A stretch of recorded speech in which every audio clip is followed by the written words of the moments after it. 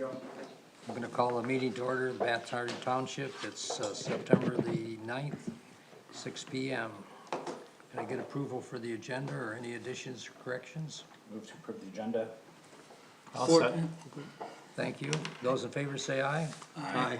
Anyone opposed? Hearing none. Anyone have any disclosures of interest, the conflicts that they would like to express for any of the agenda items? Hearing none, we'll move on. General public comment, no one's present. Minutes of the August 12th meeting. Has everyone read them? Anyone have any changes or additions, corrections? Move to approve the minutes as presented. Thank you. Is there a second? Thank you. All those in favor of approving the minutes, say aye. Aye. Anyone opposed? Thank you. Miles, any communications that you want to share with us? None at this time. Just wanted to note that, the previous communications, we do have a couple different, municipalities are engaged in master plan, just Yeah. like we are, so we'll keep an eye on that, and if any of those events or listening sessions come up, we'll bring that to you guys. Great, thank you. Yeah, along that line, did you notice that the East Lansing Planning Commission turned down Myers' request for that gas station and, I think it was, On Abbott? Like a yeah, mini and mart. Abbott East and, Lake? Mini mart? and then the, city council approved it. I saw that. Really? Yep, Like the planning commission denied the site plan? yes, yeah, they I said don't there was even too many know. traffic issues that weren't addressed. I didn't even realize they were allowed to do that. That's Where's it interesting. gonna go? It's not, Lake right Lansing, there at the corner, But where on the site On though? that north, be the northwest corner. Oh, across the street from Myers. No, across the street from the Speedway. Speedway. Oh, yeah, okay. The northwest West corner of Abbott There's a and bank Lake Lansing Road. Abbott and Lake Lansing. Abbott and Lake Full of Lansing. Japanese knotweed.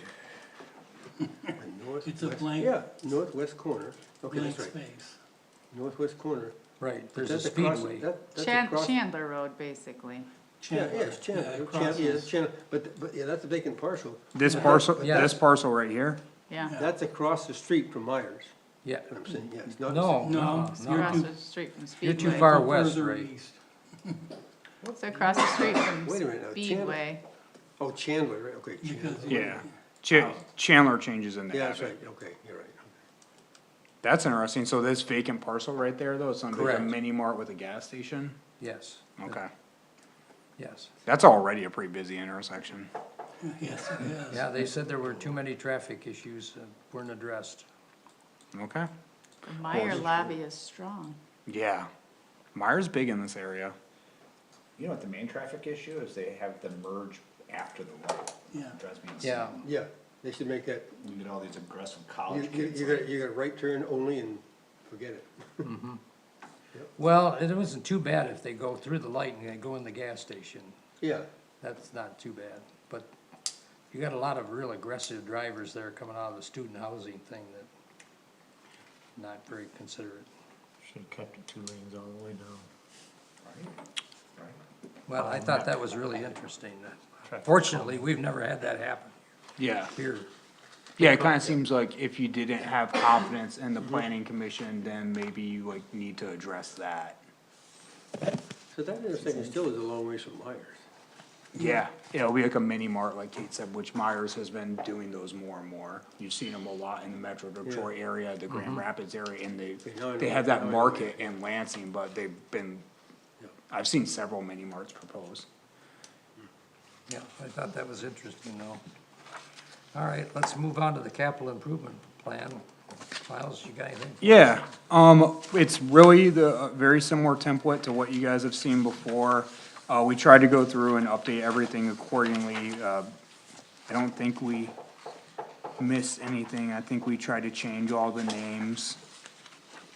I'm just scanning here again, making sure, I think that's all correct. And then updated the dates with this year's timeline, updated the numbers, so like this table here comes from administration, via Karen and Where Taylor. those numbers come from though? other than It administration? comes from. Because I tried to look at this list and I can't match anything, well, I can, there's one number I can match, This table, yeah. 'Cause I just looked at the I sewer noticed one. that. I'm wondering if she didn't plug. I do wonder if she didn't plug her numbers from this table into that table. Well, in a way, because if you look at the big table, The big table is straight out of what is getting drafted in her current budget. So that table we know for sure is accurate. I'm wondering if this Wait- table wait a is still a carryover. look at the first sewer line item, Okay. Let me zoom in. yeah. If we look at first one, it says 1.5 million. Now go over to the total line. It says 1,067.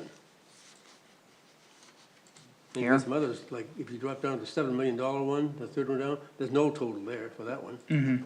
And same thing with the 880 for the other one. So I don't know, Yeah, if you total those numbers in that total line, Mm-hmm. that matches the 14 million. But I don't know okay. why, Well, why these numbers are like that. they come from administration, like I said, and, I think the only defense that I could mount would be, they're in the middle of their busy, crazy budget process, and then this kinda is like Yeah. something that they try to do on the side. But if there's a discrepancy, which it seems like there is, then we can make note of it and bring this report back and hold it, or we can make the note of the discrepancy and try to amend it before it gets submitted to the board. The board's going through the budget line by line, aren't they, Kate? We haven't started line by line yet, we've just But you- looked it's- at that's the overall. intention, though. Yeah, Yeah, that's why I don't know if holding this up makes sense. No, I would I- say probably getting your doesn't. comments to them is what's important, Yeah. I don't know that it's significant. which I do wanna get, but look, give me your marked up copy so I can edit whatever we need to and get it with Karen before it gets to the board.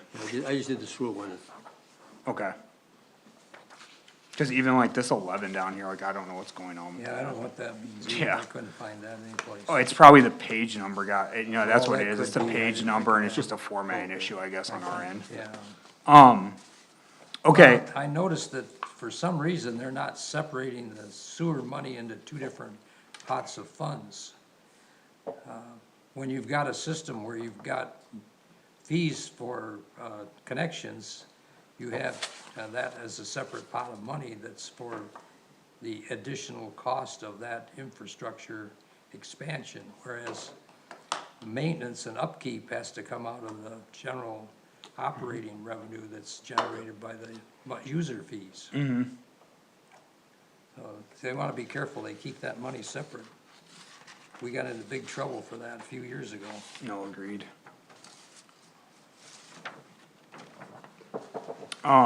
Okay, so, just moving on through the report itself here, the vote was made to carry over the scores from last year, which we did.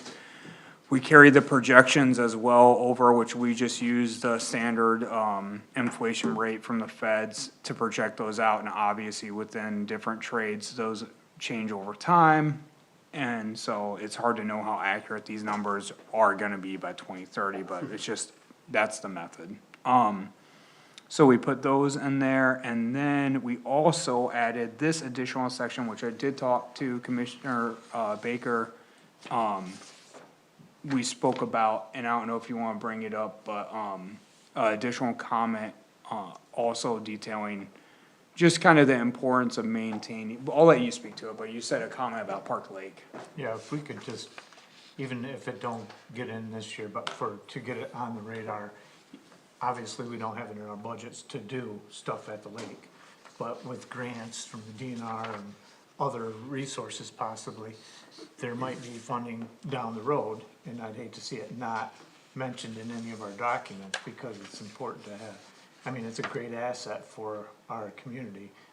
If it got dredged someday, it could, harbor fishing tournaments and stuff like that. It could do boat,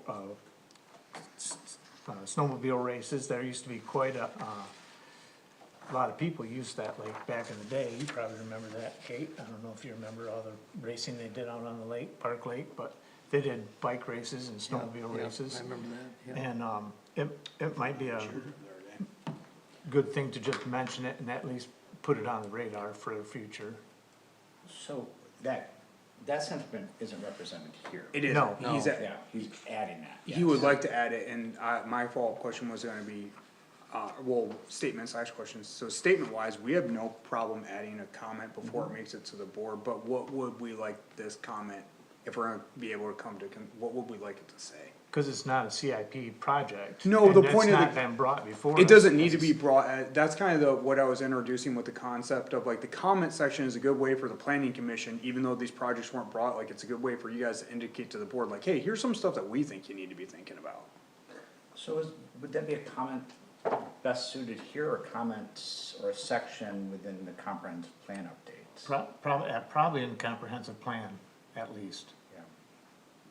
I mean, I mean, adding a paragraph here in terms of the importance of Park Lake for as a community asset, I think makes a lot of sense. I have issue with, I don't think that comment there represents our conversation. Okay.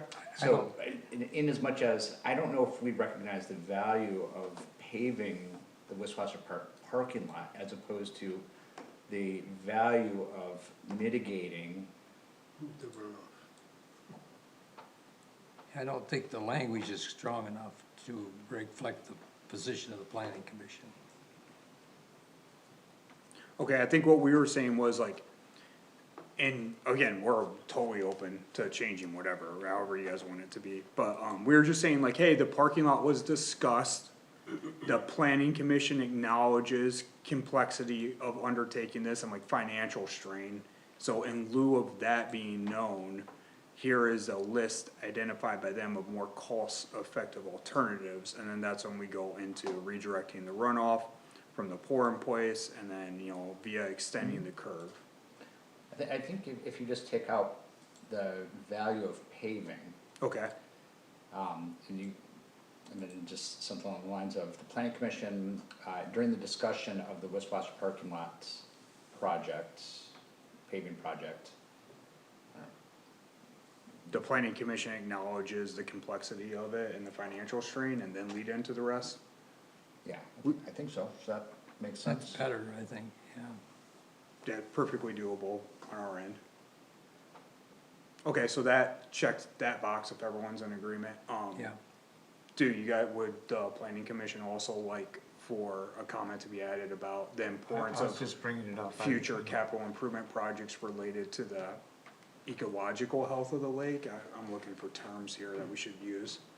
The value of the asset to our community, or just something general light?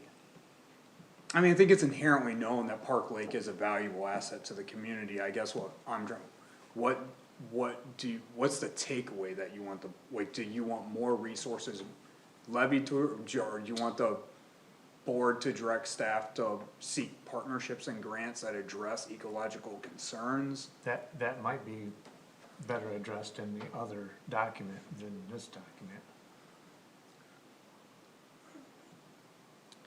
I was just trying to get it Probably on the not. radar. Yeah, I agree with you, George, but I don't know that the CIP is the right place to address it.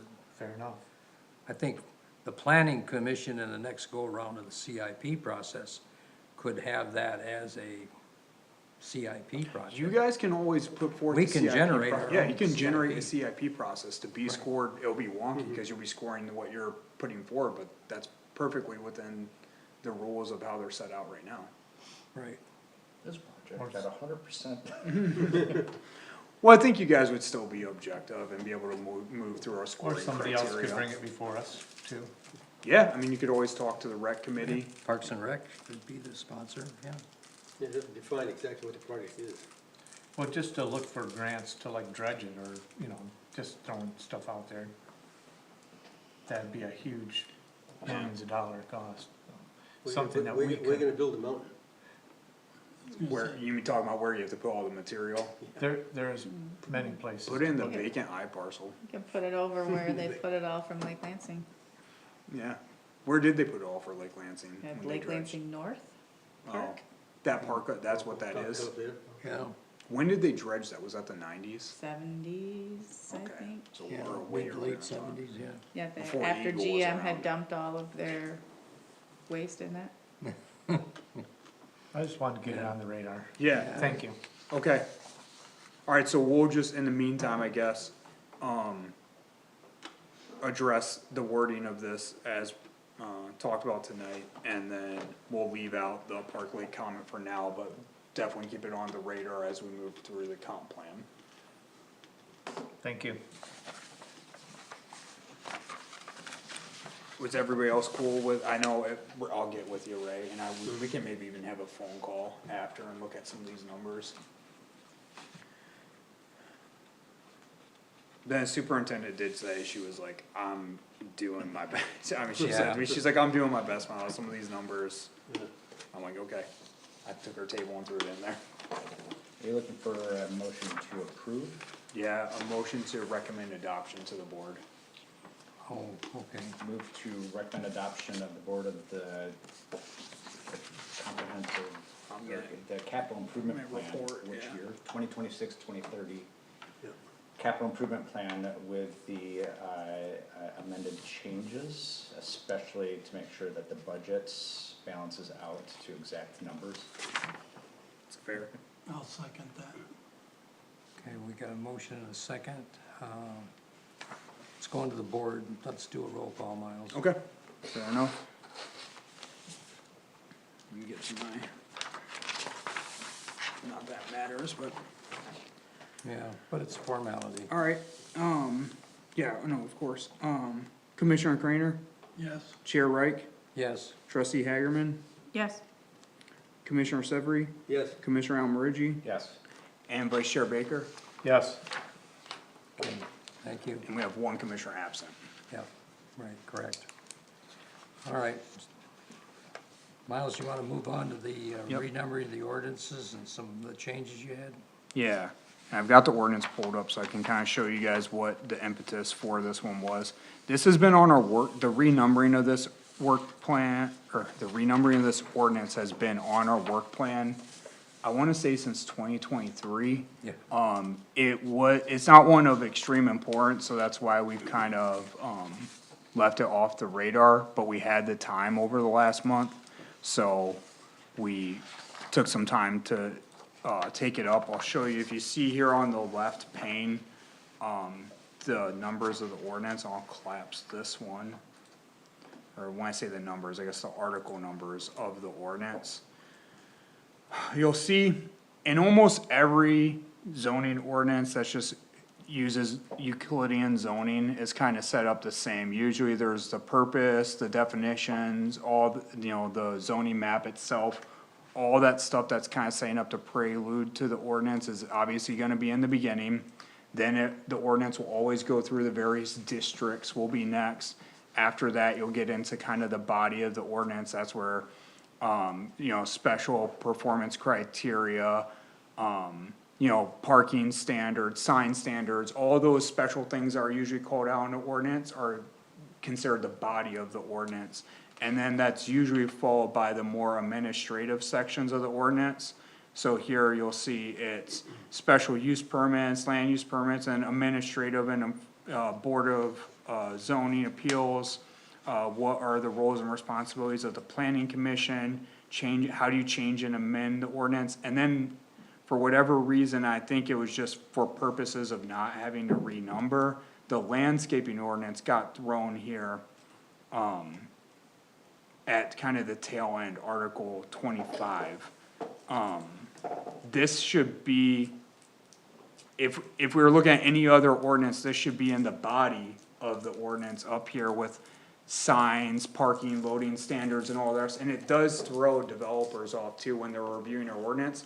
Cause when they're rolling through and they're scrolling, and then they start seeing the planning commission responsibilities and the ZBA response, they're done, they're like, okay, close out tab, I've got all the rules understood. So, this is basically saying that we would like to renumber that. The chair did talk to me about some of the language in here and fixes to that, which we can talk about in the former section, but for us to renumber this the easiest way possible for Muni code, because we were thinking about throwing it up right after the sign, section, and then it would bump everything else down. For us to do that, the easiest way possible via our, amendment template, we can't make any edits within the ordinance, because then we have to do all these weird subsections and stuff. So, we're gonna try to keep that out of this round of edits. All those edits can go in a separate round of edits, just for numbering purposes, this was the easiest way. But, something pretty simple, but yeah, it still has to be brought before you guys, still has to be brought before the board. I wish it was as easy as like, I could just go in and renumber this, but that's not how it works. So So, while you're in this, can you show, so you differentiate what ordinance language that is within our purview versus ordinance language that's outside our purview? any amendment to the ordinance, even a renumbering of articles has to go before the elected body, which in our case is the board. No, so I'm thinking about the thing with Kessler, and there's a. Oh, yeah, a zoning distinction. versus regulatory. So how do you differentiate, or how do you know which is regulatory versus not? Yeah. Because That's fair, yeah, so that's something we look at a lot too, and compare ourselves to our community, so. For whatever reason, this is another really funky thing about Bath Township that I asked Munico when I first got hired here, and I've asked them since when it comes up, and we have meetings with them to go over the layout, cause it can get complex. Why is zoning in appendix A? It's actually supposed to be, and I have no idea how this happened in Bath Char Township, this will have to get cleaned up at some time too. It's supposed to actually be chapter 31. And that's why when you see what's currently in chapter 31? nothing, it's saved for zoning, there is no chapter 30, zoning is chapter 31. But, you'll see right now, we just have this as a placeholder, but when all the previous ones go to the board, it'll be 31.86, and then the next amendment will be 31.87. And the reason it's 31 dot is cause it's an amendment to chapter 31. However, on Munico, for whatever reason, it got displayed incorrectly, but for intensive purposes, the zoning article, or well, all the zoning articles are in appendix A right now, which is zoning, that is the zoning ordinances, that is the zoning ordinance, singular, and then all of these are regulatory ordinances. Some of which are drafted by the police, some of which SCUMA helped us put together, ones that apply to utilities, telecom, some of which are dated and probably need to be removed, cause state has called back control and they were written in 1994, and it's those sections haven't been updated. The zoning, ordinance is probably the most up-to-date ordinance in Bath Township. So are you saying that we Because we have look no at it more. voice in suggesting changes to regulatory? No, I think ordinances? where it affects you guys, you can make just like everything else, this is a body that has every ability to make recommendations to the board, and I think often the board seeks that from you guys. But, it's my understanding that the planning commission doesn't have the ability, I mean, even this you're recommending, but there's certain, how do I explain this, there's certain, call-outs within the planning and zoning enabling acts that require input from the planning commission for those zoning ordinance amendments prior to the board. Those same requirements are not there for regulatory ordinances. There's no statutory process required of the elected body to get a recommendation for something to change the solid waste ordinance from the planning commission. But however, there is for So like zoning, nuisances, that's under regulatory? that's right? regulatory. And that's why like the code enforcement officer in this municipality and other municipalities, he can write a ticket, in this case it's Roger for us now. He can write a ticket for, that and any other regulatory violation that calls for a civil infraction to be written. But now, under the authority of the zoning administrator, I could write a ticket only for the things under the zoning language that are, so. But like for his regulatory, like the blight ordinance, and me as the zoning administrator, I can't write that ticket. Only Roger can do that. I guess, I mean, the confusion that I have is, I think historically, any of those outside of police would have been brought before the planning commission for commentary or for advice, or for recommendations. And I think that's only shifted in the last couple of years. Yeah, I mean, outside of zoning ones, typically, in my time here, I guess I would concur, like, I haven't seen, and I mean, on your time on the board, I guess you wouldn't know unless it was brought up that this one didn't travel through the planning, it's just coming straight to the board.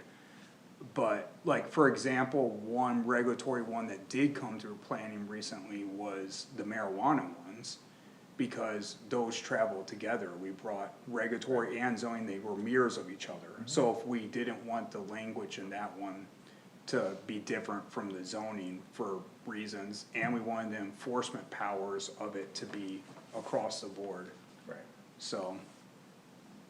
It can go either way, it's really the board's purview, and it can even be sometime like individual board members, cause I know, for example, at the board's next meeting on Monday, we've been working with the clerk and her department to review the cemetery fees and some of their ordinances. Right. And I've talked to the chair about it too, they've asked us to give that stuff a review.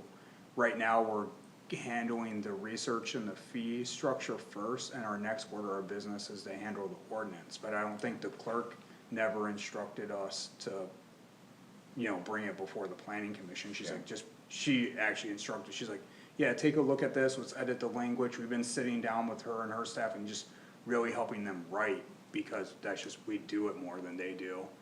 And then we're gonna send it through legal for a review and then bring it to the board. But that was her choice, like, if she Right. told me, hey, bring it to the planning commission, see what they think, then we'd obviously do that. Right.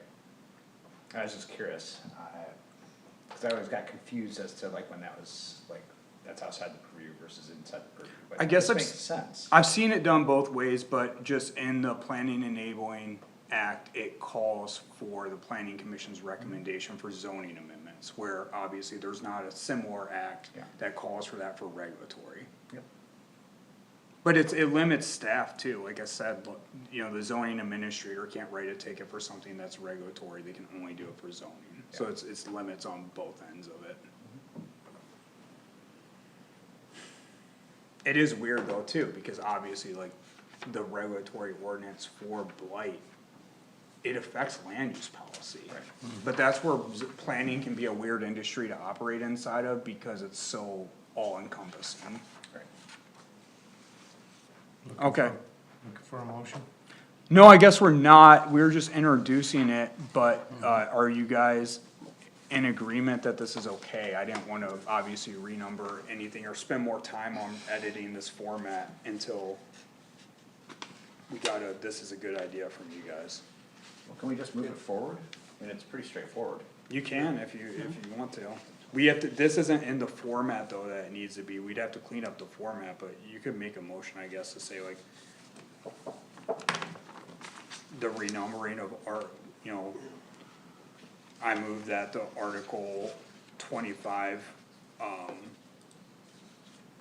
be renumbered to become, I would have to look real quick. Got my tabs going everywhere. Is that 19?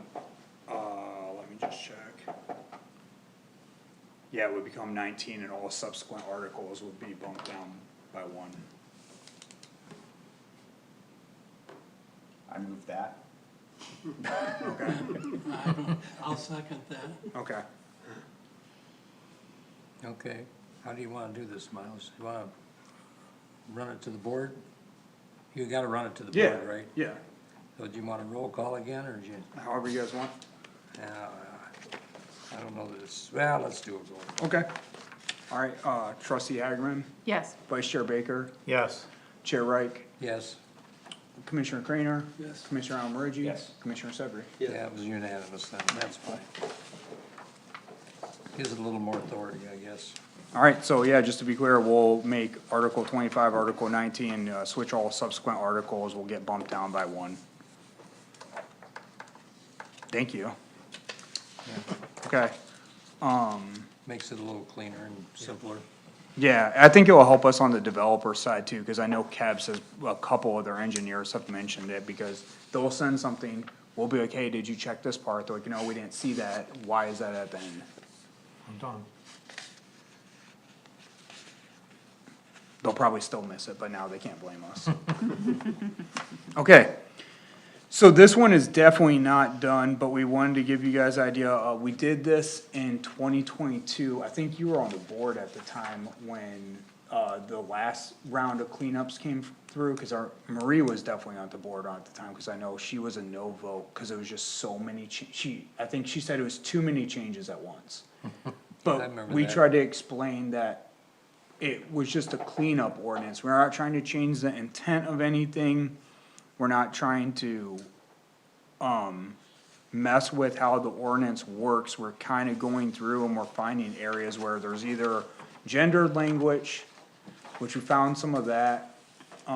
So that just which legally, I mean, that creates all kinds of holes in the ordinance and loopholes, because it would say, when the Yeah. first cleanup we did, it was like, when his property is out of alignment with the sign language, he will have to bring down the sign. Well, it's like, okay, well, if women own property, does this not apply to them? Like, I don't know how that works. So we're removing gendered language, we are fixing spelling, and then we are also finding stuff like, when me and John were talking earlier, we were looking at the landscaping ordinance, cause it was up because of renumbering. John brought up tree lawns, and I don't think we have a definition of what a tree lawn is. I know what it is, I think you guys know what it is, but if somebody calls us on what it is, we didn't define it. So we're doing stuff like that too. Also, in the D-development, district, the land use hardware store is permitted both by special use permit and by right. Yeah, So like, that doesn't make any sense, like, which one is it? Yeah. It can't be both. So that needs to get fixed, so little things like that, so just so you know, we're doing that. Obviously, some of you guys have read different sections of this ordinance than I have, some of you have been around obviously longer than me, and people are more familiar with different sections than I am too, so I guess this is more of a just like, hey, we're doing this thing. If stuff has come up over time, or you've seen something that doesn't make sense, like, this is gonna take us at least 2 months to comb through and get a full one of these worked up, but if you know of anything, we need you guys to reach out and let us know, cause like, now is kinda the time, it's good to just get one of these done in bulk. And if there's something that's came up in the past at a ZBA meeting or something I'm not aware of that like needed to be defined, you know, let us know.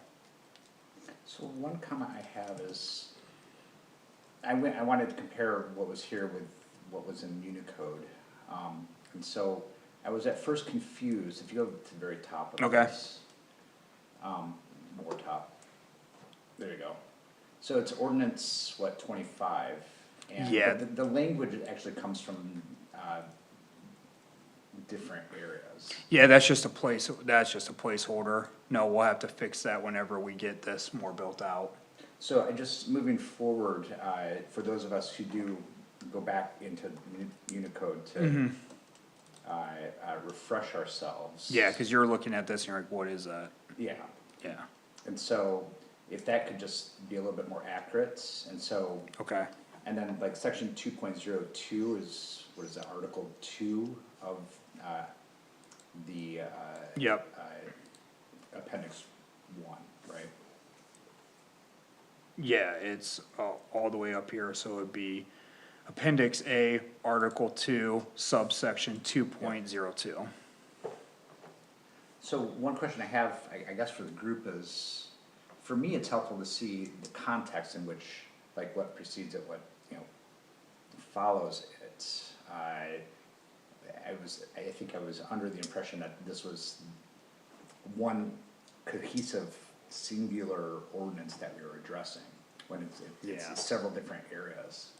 And so if, at least having like a way of like appendix 1, article 2 with the labels, and then Yeah. section 2.2 legislative intent. Yeah, when this is actually in its, format, let me see if I can bring up my example real quick. Just to show you what the format would look like.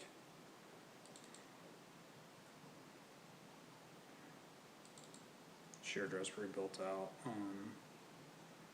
draft ordinances, let me think of a good example, did we do? Sidewalks might be a good one. So, so usually the number at the top, like I said, it'll be like, it won't be X anything, it'll be like 31 point whatever number we're on, which I think we're almost in the 90s now. I don't know what happens when we hit 100, I don't know if it resets or we just go into like 101. But so typically, when we're in our format, it will say Article 2, whatever, and then when we go into a different article or a different section, there will be that header there, just for the purposes of keeping them. And let's see, is it multiple articles on this one? Let me see if I can find one where we did an edit that was more than just one article. Cause that will really show what the format will look like.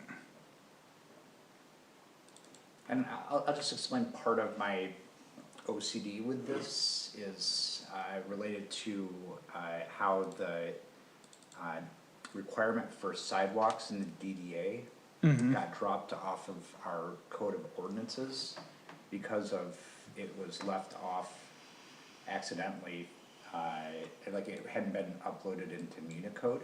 Okay. And then there was newer language that was approved by the planning commission. I think I remember us talking about this Yeah, one. yeah, so But we could always reintroduce that. we could, but since I'd like to, Yeah, OCD you're on trying to these avoid things. it, yeah. I'm trying to think of a good one. These are all just like within one section.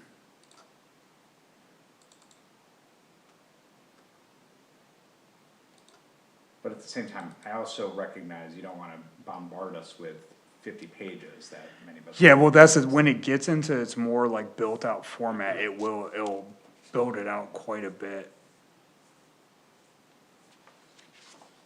I don't have a good one, but yeah, anyways, yeah, so like here, there would be a header above this, I would say, like Article 2, and then also, go into its subsections, which is this one, but you'll see that will be a different article, then this one will become Article 3 definitions, and then. Article 5. Yep, and then also, when it's in its actual format that goes to board for adoption, for every new article you start, it gets a section, like section 1, 2, 3, 4, and then at the very bottom, which I don't even know if we have this on the template yet. Here, that I can show you on the template for this one. This is the board copy for this.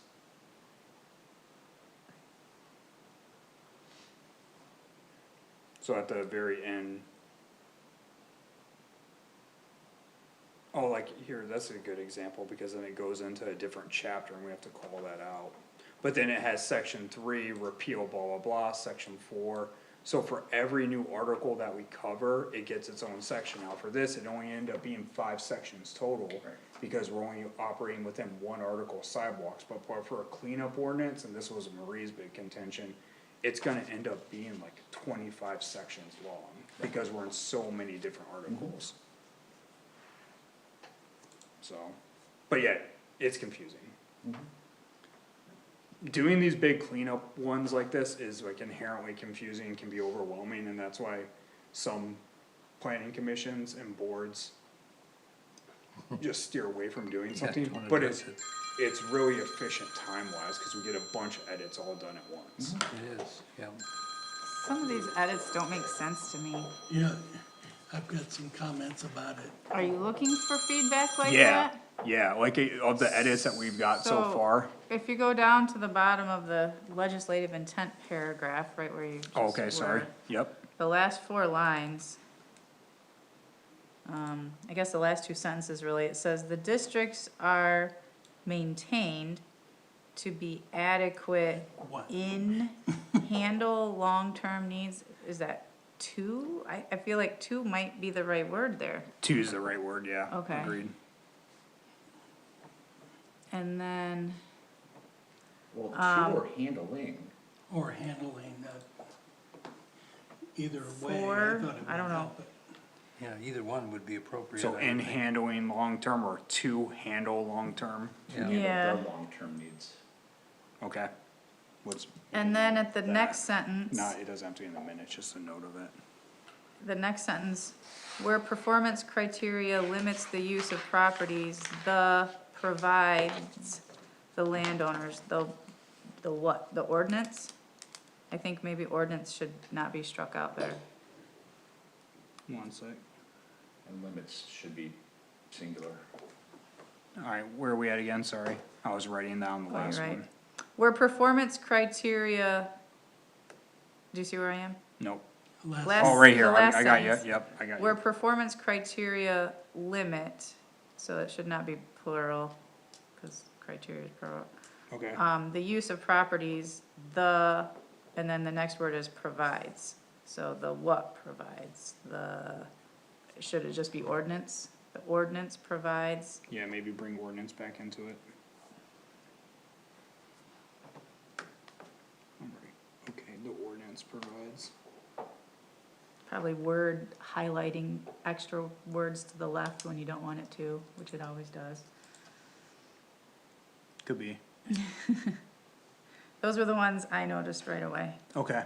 You didn't look into more of this? Well, I hadn't found anything else yet. Okay. Yeah, I did, Yeah, the sentence, every effort is about a third of the way down. Every effort has been made to make uses a matter of right subject to performance. Again, it was just a confusing, as you went through that sentence, the right of use and trying to lead that back to property, use of the property. Maybe it's just that term is used in planning differently, but I stumbled on it. yeah. No, agreed. Okay. Well, those are good. And obviously too, like if we're like cutting too much or simplifying too much too, you know, like, and you thought the intent was correct. Is it just you guys just reading through and editing it? We're reading through, we're looking for stuff. Okay. Yeah, and we have a lot I mean, more I than, think a lot of we- the we have a edits are lot good. more than this too, but this is just the example of what we're doing.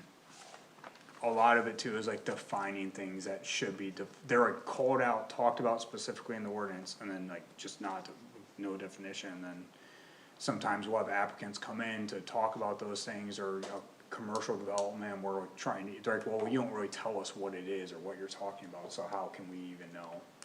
And it's like, okay, well, fair enough. Yeah, you just have compassion clubs and then a dash. Does that mean you need a definition? Yes, that means we need a definition, cause compassion clubs are one of those things that are talked about. Oh, so it's not It's not those, adult foster care home. No, What is a compassion club? that is a good question, we have a whole ordinance about it, and it is a adult strip club. Okay, so that's, Compassion. that's what I thought it was when I saw it over here on the left, and then I went, oh, a compassion club is an adult foster care family home. I was like, that's not what I thought it was, but I could see how that would require compassion. But you can see why, you can see now why a definition is helpful. You could you just not simply say, often referred to in common language as adult We entertainment could, clubs but or we something have like this that. language in our ordinance that speaks to them, and then we never tell you what it is, so you're reading this, like, why is this required, what is a compassion club? I thought, That's a good definition. but the language where elsewhere is like, it's like massage parlor, it's like. There was a whole adult- regulatory ordinance that we actually had legal counsel, we struck, remember there were Yes. pages of it, and it was Yes. like very built out, legal counsel's like, no, strike this, and they replace it with like a paragraph. Yep, That like is actually enforceable. And, Yeah. well, what's the language there? Whatever that And language is. it should Compassion be Club, here. What's that?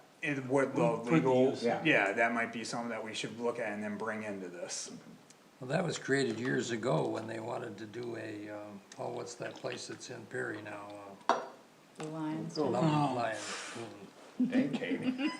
I see the billboard when I drive Yeah. by. We do have a billboard. Yeah, they do. They wanted to locate one of those at Webster and, It seemed like when the Park Lake or ordinance for the massage place was written, it was like very specific to like one, they definitely had like a facility in mind. yeah, they did, yes, that's correct. Yeah. But we were kinda like, I remember when we first read through it, we were like, prostitution's illegal. Like, you don't need a zoning ordinance to cover that. Like, call the cops. Whoa, wait. I'm getting Like creative wellness, I'm that's getting, massage. I'm You're getting. saying that's prostitution? No, I'm getting too deep into this, I guess, but, the ordinance that was based for the massage parlor, like, called out, like, you know, you can, this land use is not, you know, it's like, why are we don't need to make this a thing via land use policy, like, there's a criminal statute that covers prostitution. Right, So anyways, that was just our note, like it needs to be defined, we have a section, we'll obviously look at the language that legal counsel provided us for the massage parlors, and maybe we end up striking the Compassion Club language on the zoning and bringing in what legal said for that. good workaround. I think that was our best example, and the reason we put it in here is that was our best example of something that clearly needs to be defined though, cause I did, prior to looking at it, I didn't know what it meant. Let's not use Compassion Club. And look at stuff, you mentioned earlier on about, tree lawns. I still don't know what a tree lawn, I read the A description. tree lawn A is tree- common- And why do we need that? Well, because we talk about it as Okay. something, an area that requires a certain activity from commercial developers, and that activity is the establishment of trees. And if we say like, hey, you're gonna establish trees in this thing, the thing is a tree lawn, and then the developer's like, okay, well, there's trees on the site plan, and we're like, oh, well, no, there's not in the tree lawn, and they're like, well, where's the tree lawn? And we're like, oh, it's the area between the sidewalk and the curb of the road, and then they say like, oh, well, like, where does it say that?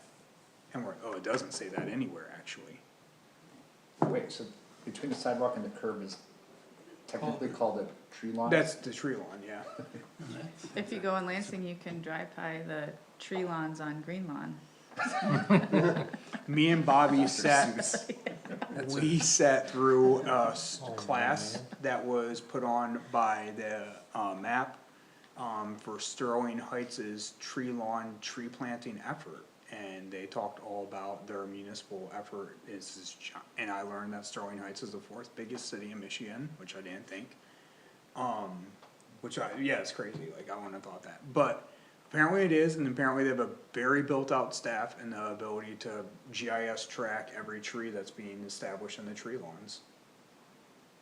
So, it's a thing. MSU has that. You can go to a website and Yeah. look up the geocode of every tree and find out its species and all that. That's what they did, that's what they did, and the people that get the tree lawns in, or get the tree put in their tree lawn in their yard, they can name the tree, and then on GIS, you're looking at like the tree Lucy, which is, whatever, blah, blah, blah.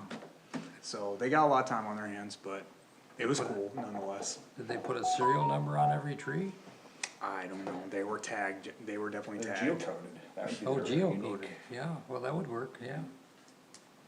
You could chip them, so you could just go by and They- scan every one of them. They let the residents name them, I think there are pictures, John, of their growth over the years, it's a whole thing. Oh, my goodness. I guess, not to make fun of Sterling Heights too much, I guess the reason that this all came about was they had some tree-borne fungus that like swept through the city in the nineties, the 2000s. And it, Ash? yeah, like, it devastated like 50% of the trees in the community, so they're like doing this massive effort to reestablish what was lost. Was it the ash trees maybe? Like, Yeah, that's what they're, I'm not Probably. familiar enough. Might have been, yeah. Okay, alright, so we're doing that stuff though, and we need help, obviously the ordinance is big. So out of curiosity, you scroll down a little bit Yeah, more to the very end. okay. I think I'm at the end, now let me zoom out. Okay, yeah, then. Okay, so, just out of curiosity, if we were to approve this as written, and you were to send this up to the board for approval, We'd have to reformat, but then we'd send it up, Yeah, yeah. would that ordinance now, not include T and U under that last section? No, that's when we usually will have our call with MuniCode Okay. to be like, hey, cause there have been incidents in the past where like things have just been miscommunicated. Cause I could see somebody at MuniCode being like, oh yeah, they don't want that in there anymore. So now what we do is whenever we send them an ordinance that's particularly confusing, or we didn't include like the entirety of the ordinance, we will sit on a conference call with the editor, that's like our assigned editor, and we will go through it and make sure it gets done the right way. Well, you're missing T and U. Okay, I think it's like home-based business and. and MuniCode's been cool. I mean, it's been good, beneficial for both of us to do that, because now when they have questions, they just call us. And you know, it is getting complex, the ordinance. And even when they're writing some stuff like that the police made changes to and they have questions, Right. they just call me and then I can at least get a cop to answer their question. So, yeah, okay, that's that, I guess. We're working on it. Let us know if you guys have anything for us. Yeah, one of the issues with a hardware store, remember you and I talked about? Yep, that's a What crazy is a one. hardware store? What is a hardware store? Yeah, Well, it's not defined, and then like I was saying, it's allowed as a special use and a by right. well, I think it should be a special use, in my opinion, but Yeah, Why are Not we a by right. defining hardware store as opposed to just commercial business? cause it's called out in the zoning. it's, as- yeah, like some of the land uses are, that's another weird thing, like some of the land uses are directly defined, some of them are not defined. The ones that are not defined, they'll often give examples of what they mean right in the ordinance, but, if they don't give examples or it's not clear, like commonly understood, which I think hardware is you could make an argument, like, we all know what a hardware store is. But I think one fix that we were talking about is if you do wanna keep the cause I think what the intent probably was with having hardware store as a by right use and a special use, was they're probably like your neighborhood corner store that sells hardware, they're probably like, that should be by right. But a Home Depot should probably be by special use, so you could define hardware store and say like a small hardware store versus a big box hardware store, like that would be one way to fix it. So what's a farm and home? They sell nuts and bolts. Such a good question, I don't know. I don't know, and that's when the zoning. That should get used by That's- rights. that's one of the- Agritourism. Agritourism is a land use I think we desperately need to establish, cause it's happening and it's coming, and Yes, it we is. have people ask us about it all the time. Yes, So since you have that up there, can you scroll up to some of that Agritourism, ag like uses? Peacock Road. Are we in rural? Yeah, we are, For the okay. people Yeah, that live yeah. there on that road. Scroll down Hardly and- until At 2 o'clock least- in the morning. Yeah, well, they don't go that late there, but, yeah, Service establishments. nonetheless, Christmas tree season's pretty crazy. See, like, this doesn't cover the main ones we get right now, which is like wedding venues. I would say would be number one. yeah. Well, isn't that at the very end? No, is it agricultural home occupations? I don't think so, cause I just got a call last week about one up in the rural area, and I was like, hey, it's something we're talking about right now, and I was searching the ordinance pretty frantically, looking for it before, during the phone call and after, and I couldn't find anything on it. So if it's not specifically mentioned, does that mean it's allowed or not allowed? Well, and that's when the zoning administrator has to make a call, and as your guys' zoning administrator now, like, I don't wanna make the call, I'd rather talk to you guys. Now, obviously, if we don't have time, you know, like, I'll have the pre-application meeting with the applicant, I would talk to the chair, be like, okay, I think we could probably pigeonhole it in this one, see what he thinks, guys, this is similar, we don't really say it's allowed or not allowed, what do you think? Then we would bring it, intro it in front of you guys, describe the nature of the conundrum, and then you guys could basically say like, I would give you my 2 cents, like, hey, I think this fits into the general intent of this district, but it doesn't neatly fit into this land use, would you like this application to proceed, or should we just stop at this point? So like Peacock Road Tree Farm, how did that come to be? Well, Was that a s- is grandfathered in. Okay, Yeah. that- Grand And it- person then, And gender, right? yeah, well, the supervisor doesn't like the term grandfathering in at all, but No. it's common, it's it's a common common language parlance, is fine, I no. think, yes, it has. But a- he The non- prefers, Meaning he distinct prefers from the its term gender non-conforming use, which is meaning, the but whatever. legal. So just because it was started when there were no rules, or? Yes. Okay. Yes. Yes. And then the municipality further kind of established the legal foundation of their ability to operate with a special use permit that was recently able to copy, which was provided to me by, we had a meeting with them when their liquor Yeah. license thing came Right. along, I don't know if you remember from the conversation at the board, but we were kinda on the fence about, on the staff side, like, hey, you know, should we recommend this to the board? I mean, how is this operation, or what is the foundation of their ability to operate in the township? So myself and the assessor were kind of going back and forth on that. We brought them in for just a discussion to kind of talk about their story of how this has all evolved over time. And they have, very good record keeping skills, it's apparent, they showed us everything they've ever been granted by the township, and they had an SUP with a write-up from the township, and it very clearly states, I think it was 2002, everything they're doing has been permitted by the township via SUP. Some of which were land uses that don't even, like, I don't know who was advising at the time, but, you know, they're land uses that aren't even called out, that the board was like, yeah, you're good there. Yeah, but we did not get any public comment, People love it. Yeah, against it's fine. it, against the liquor license. Well, and they've been But, I mean, very, if the neighbors had issue with it, and the way it certainly evolved over there over the years, that would have been their time Mm-hmm. Well, to speak, and we right. didn't hear anything. we so. recently talked to one of their neighbor to their south property line, and she was just ecstatic about like basically all the buffering and mitigation they've helped her with, so at one point, the lights in the parking lot, she was like, yeah, it's like kinda bright, and I think the next weekend they planted like 20 trees. So like they're just keeping the peace, with being good neighbors, which I wish every business owner would do.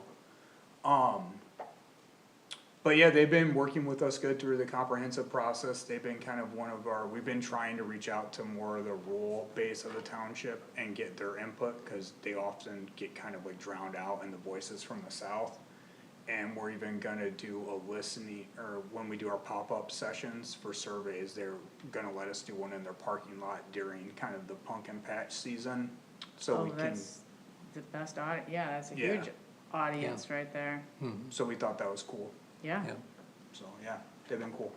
So within end there, sub 5, land grading and excavation. I have a bit of an issue with that as an agricultural service. Where this comes into play is if there is, material sorting, or those shaker equipment. Yeah, like rock sorting. Yeah, and that's where you get a different type of land use, more on the industrial side. Yeah, where do you think, cause I know that, I just happen to know that farmers usually they will, if they're especially if they're creating a new field, now a lot of these are already established, when they create the new field, they basically take all the heavier boulders, they push them to the edges of the field, and then the farmers, sometimes they'll just leave them to rot there and it's fine, whatever. Sometimes farmers will try to sort them and sell those off, but it's kind of a smaller scale Like operation. Reese's but- sells their rocks. Yeah, like, but that's cool, but, and I think we're all okay with that, but what you're saying is, once it gets into the category of like mining and excavating, but I think as a zoning administrator, my read on this would be like more the first scenario. And if we go to a property and there's like excavation happening, we're like, whoa, you don't have a special use permit to run a mine, and they were like, I'm just grading and excavating for my farm, we'd be like, no, you're not. Like, this thing is we're 20 feet into the ground. So the interpretation is because it's, under agricultural service that the. It has to be in service of the ag. Thank you. But people would, I mean, that's why some land uses do get defined, and some probably are, they probably are defined in our definition, cause it's come up. It's been an issue, but then other ones aren't defined, like hardware store. So, you know, if you think though through this process, that's something you could foresee being an issue, like, and say, like, hey, I think we should define this, we can. Okay, alright, well, I'm good then, Chair, I mean, like I said, everyone send me what you got if you wanna move to the Yep. next. You know, I think we've covered it. We would like some input from people though. I noticed we didn't address corn mazes, I don't know if that needs to be called out or not. I really think we need just a Catch-all. category of Maybe a catch-all. agritourism, and then corn mazes, event, and obviously, I think it should be by special use permit. Haunted house. Haunted house, I think those should be called out as examples, I mean, that's another big one that we get asked about. Yeah, you could use a barn for that. Yeah. Yeah. So, okay, I think we need to add, I think that's something though that, I don't know, are we changing, do you think, does this body think we're changing the intent of the agricultural district by adding that land use? I think I it think makes we're it, creating clarity. I think it makes it more clear for the zoning administrator to give it a thumbs up or down. Does it need to go to the planning commission or not? Yeah, cause I think ultimately we would probably bring it to you guys anyways, but it would just be more clear that it belongs to come to you guys. So S, I wonder if that should be O, like clumping all the agricultural uses together and then maybe adding, 'cause that follows planned unit development, right? Or moving planned unit development to the very end.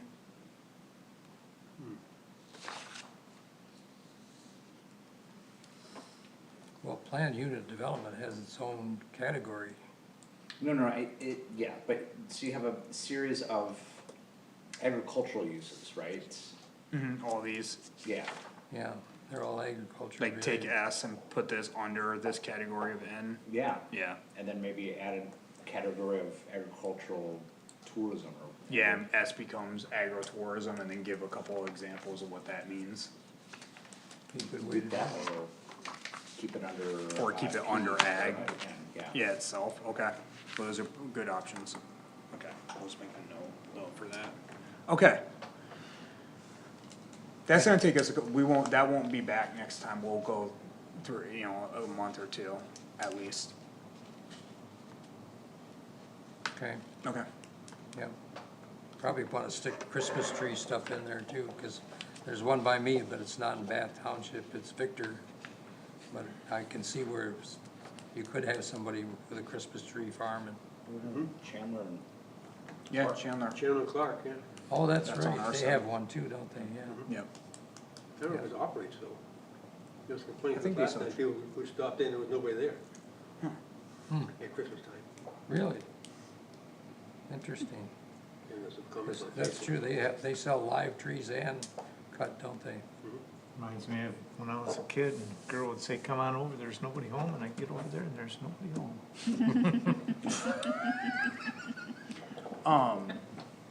the assessor absolutely hates, tree farms, not because they're not a cool thing, but it becomes hard to determine ag exemptions when everyone's got trees on their lawn, you farming those trees or not? Yeah. Yeah, that's So, true. Just a little assessing tip for you guys. Well, technically, if there's roots on it, that comes under the different category of ag too, that it's supposed to be inspected and approved that it's disease-free and yada, yada, yada. Oh, yeah, that's a good point. So I don't know what you're gonna do about that. She probably calls them on it.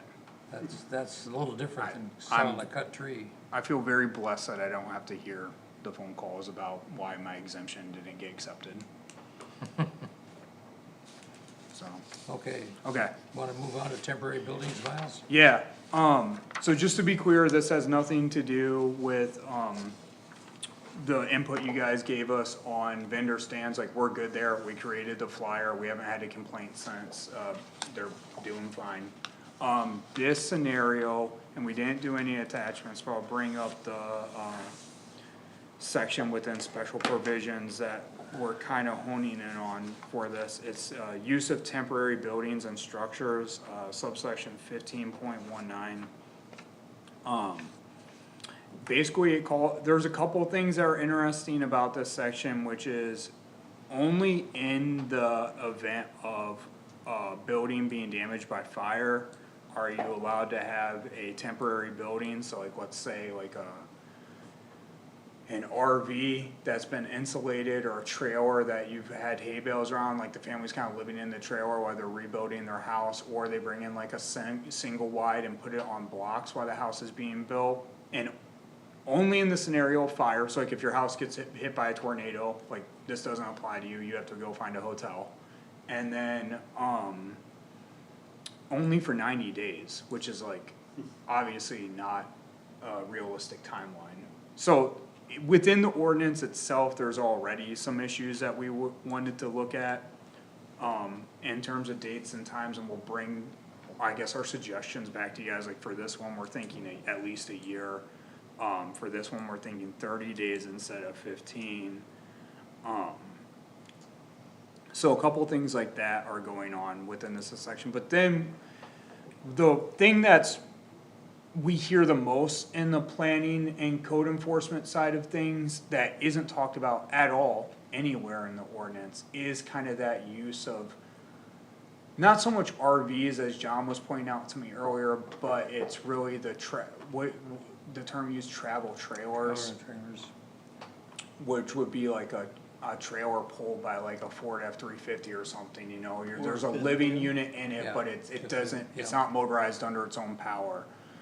So there's kind of two scenarios that we see with these. One of the first scenario I'll lay out, I don't think, me personally, I've had complaints about it before, and I just didn't feel like we had strong enough of a foundation to conduct an enforcement on it, nor do I think I practically would want to. The second scenario, we have done enforcements on, and, I think we need more clear language, so we just say what we mean, which is something I think we've all been trying to do with the ordinance for the last couple of years. Like, if we believe a thing, we should just say that thing, we shouldn't be like, oh, well, if you kinda interpret this section of the ordinance, you can get there, like that. Judges don't like that, the public doesn't like it, it's just against it. So, alright, so the first scenario is, I have some family in Minnesota, they wanna come out for 2 weeks and they wanna visit me. They are coming in an RV, they park the RV in my driveway and they're in the RV for 2 weeks while they're visiting. I don't just personally, just to put my opinions out there, like, I don't have a problem with that, people do that, I don't see why that's an issue. By our ordinance, that is in fact an issue though. Like, if you, the literal interpretation of what our standards are for a dwelling unit and how land use is supposed to be conducted, there's no exemption for that type of behavior within our ordinance. So if that is something that we think should be permissible in Bath Township, it would be useful for the code enforcement, either regulatory or zoning wise, for us to spell that out somewhere. That way, we don't get a citizen that's like, well, you're just not enforcing the ordinance, like, this is just BS. So that's kind of problem number one. Sort of like minimum. Yeah, like a minimum Time, exemption yeah. timeline, and like, what should that timeline be, I guess is, so before I get into scenario two, the scenario, I mean, I think, what do you guys think about scenario one, is that something you guys feel?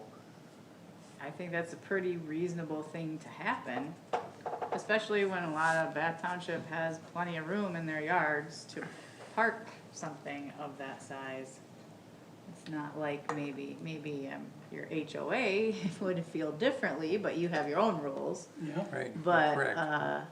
out in the rest of the township, I think that's a pretty I could probably think of some examples where that might be happening right now. Yeah, no, it happens. You know, I bring this up because we have gone, hey, my neighbor, their family's in town, they have an RV parked, and like, there's kids everywhere, like, you guys gotta do something. So Yeah. the challenge is, we would put a day cap, like, this can be used for 30 days. The two limiting factors, I guess, in my head I would consider is, one, you could, because like Kate said, I mean, in some areas, like, we wouldn't even know this is going on. You got 40 acres, we'd have no idea. Now, there are obviously HOAs, but there are other areas of the township that aren't covered under an HOA, but are still pretty tight. I mean, Park Lake is a good example of that, like, people are right up on each other. If there's an RV trailer, it's gonna be 4 feet from your property line.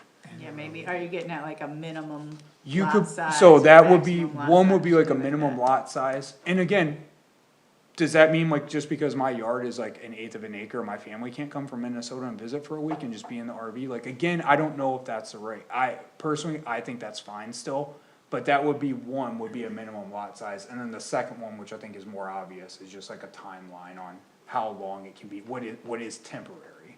Right. So the issue with temporary is like, we have temporary signs, right? And they're only supposed to be up for 90 days, but someone keeps them up forever, right? How do you go into enforce? Someone takes it down for a day and then puts it back up as new. I mean, so there's language that you have to go in there. We discussed this. We talked about That's this. the exact scenario.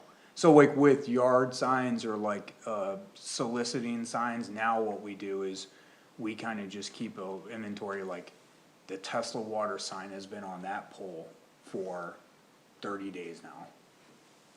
In 2 more months, we're gonna go rip it down. So we just do that now on our side. But like, for example, not to call them out, but it was public, Demaxium had a sign for East Lansing Storage and was on a trailer. Yep. And we were like, hey, just so you know, like, that doesn't meet our sign ordinance. They're like, well, it's a temporary sign. I'm like, alright, well, this is what our temporary sign language says. And I'm like, so you want us to move it every 30 days? And I'm like, yeah, I do. Yeah. And they're like, we're gonna play this. And I'm like, I guess. And we did for a couple months, and then they got tired, and now they don't have it We there should just anymore. get A&D to move theirs whenever A&D moves their own. And then they can just take care of it all at once. Could we build in like a free permit process? Like, you can apply for a permit for X number of days. We could do that, we could do that, the thing is always enforcement. It's like, cause we're already having a challenge just enforcing the temporary nature of them, it's like, now we gotta hunt them down for a permit that they didn't know about. So you get you'd get notification from a neighbor, right? Or someone Yeah, who like, has a hey, they're issue. here, and we'd say, how long have they been there? And they'd be like, a week, but then we go and talk to them, like, hey, have you been there? And we're, first, I guess, in this scenario, let's say you guys have determined that they're permitted to have 30 days. Right, so we get the call from a neighbor, hey, this is ridiculous, you gotta handle this. Then we'd say, alright, well, how long has it been going on? A week, alright, well, call us back in 3 weeks, bye. Right. If it's still going on, bye.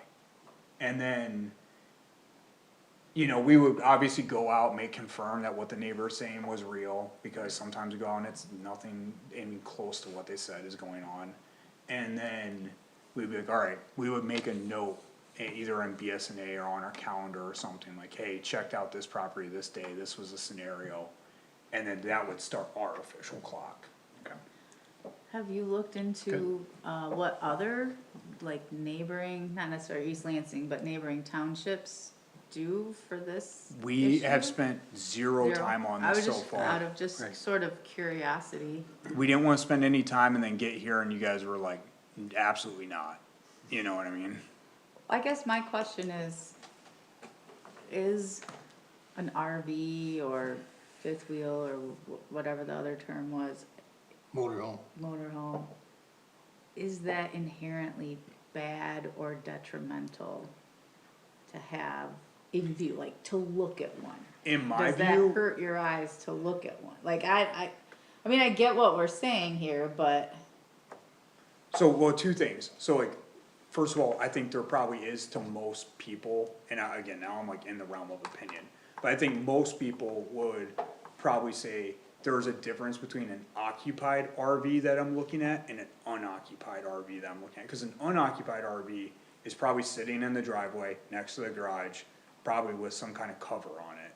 or no cover, but it's still, an occupied RV, like in my experience, just here in Bath Township, is like, it's a very different scenario, and I can, now, if it's a temporary occupied RV, I usually, the only reason I know it's being occupied is like, maybe it's out, you know, and other than that, like, I can't even tell it's being occupied, right? It's just parked and maybe the stilts are down. When I get into scenario two, I'll describe kind of what our Well, we're experience not with even that to is. scenario 2 yet. Sorry. No, it's okay.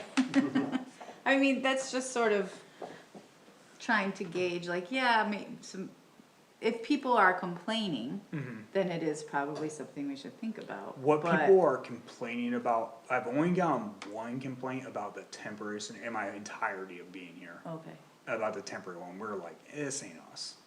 You know, like technically, I think we could enforce our ordinance, but by the time we even worked with legal counsel, they're visiting their family. By the time we get legal counsel to respond to my email, they're gonna be gone back to Minnesota. right. But then I guess at the same time, how long before this temporary dwelling basically is sort of a de facto permanent? Well, that's where scenario Dwelling. two, I'll get with Yeah. that with scenarios, and scenario two, I think is different, and I think that is the principal concerns we get, or angry phone calls we get about this land use, I guess we'll call it, is scenario two. And I guess just to stop, like, foreshadowing that, so scenario two is more like, we'll get a call from a neighbor, and they'll say, and I think this needs to be, so it sounds like we're in favor of scenario one, is what I'm gathering, and we need to bake in some kind of exemption for scenario one. It sounds like a time frame exemption we're all in favor of. I don't know what's 30 days to me seems reasonable. I think if we're beyond 30 days, that's a long time. Do we do anything with RVs that are not occupied? We don't do anything with trailers or RVs, like if you can own one, it can be parked by your house, that's not what we're getting at here, we're strictly talking about, I think, occupied trailers. So I can give you an example of what I think you're going to go to with example two. Okay. So, where I live, where we live, I no longer, the structure is still there, but there's a property down the road from me, where there was a house that got red tagged.